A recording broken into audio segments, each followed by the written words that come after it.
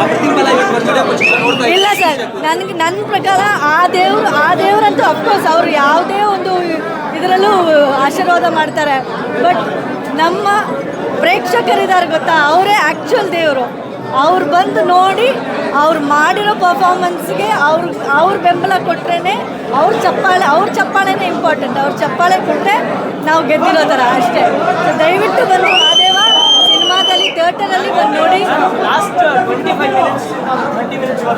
ನನಗಂತೂ ನೀವು ಏನಾಗುತ್ತೆ ಅಂದರೆ ನನಗೆ ಒಂದು 20 ನಿಮಿಷ ಮಿನಿಮಮ್ ಅದರಿಂದ ಈಚೆ ಭಾರ ಆಗುತ್ತೆ, ಒಂಥರ ಭಾರ ಆಗೇ ಇದೆ, ಎದೆಯಲ್ಲಿ ಕಲ್ಲಿಟ್ಟೋ ಥರ ಒಂದು ಫೀಲಿಂಗು.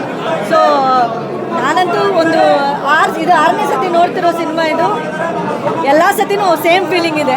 ಅಯ್ಯೋ ಏನು ನಮ್ಮ ಗಂಡ ಮಾಡಿರೋದು ಅಂತ ಅಲ್ಲ, ಎಲ್ಲ ಸತಿನೂ ಸೇಮ್ ಫೀಲಿಂಗು. ಅಳೋ ಜಾಗಕ್ಕೆ ಅಳ್ತೀವಿ, ಸೇಮ್ ಅದೇ. ಅಂದರೆ ಯಾವುದೇ ರೀತಿಯ ಈಗ ನೆಕ್ಸ್ಟ್ ಟೈಮ್ ಒಂದು ಸಿನಿಮಾ ನಾವು ಇನ್ನೊಂದು ಸತಿ ನೋಡಬೇಕು ಅಂತ ನಾನು ಹೆಜ್ಜೆ ಹೇಳ್ತೀನಿ. ಸರ್ದು ಫೈಟರ್ ಸಿನಿಮಾ ಆಗಲಿ, ಇದಕ್ಕೆ ಮುಂಚೆ ನಾನು ಟೈಸನ್ ಸಿನಿಮಾ 4 ಸತಿ ನೋಡಿದೆ.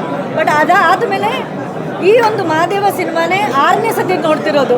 ಬಾಕಿ ಎಲ್ಲ ಸಿನಿಮಾ 1 ಸತಿ 2 ಸತಿ ನೋಡಿ ಇದಾಗತ್ತೆ. ಬಟ್ 6th ಟೈಮ್ ನೋಡಿದಾಗ್ಲೂ ನನಗೆ ಸೇಮ್ ಫೀಲಿಂಗ್, ಸೇಮ್ ಒಂದು ಎದೆ ಭಾರ ಆಗೋದು, ಅಳೋದು. ಅವ್ರದ್ದು ಪರ್ಫಾರ್ಮೆನ್ಸ್ ಹೆಂಗಿತ್ತು ಅಂದರೆ ಒಂಥರ ನೋಡ್ತಾ ಇರಬಹುದು ಅಂತ ಒಂದು ಫೀಲ್.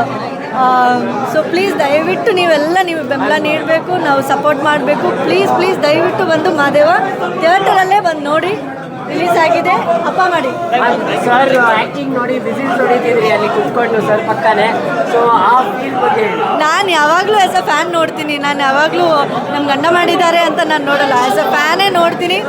ಅಫ್ಕೋರ್ಸ್ ಫ್ಯಾನ್ ಆಗಿದ್ದಾಗ ವಿಸಿಲ್ ಹೊಡಿಲೇಬೇಕಲ್ವಾ, ಚಪ್ಪಾಳೆ ಹೊಡಿಬೇಕು, ವಿಸಿಲ್ ಹೊಡಿಬೇಕು.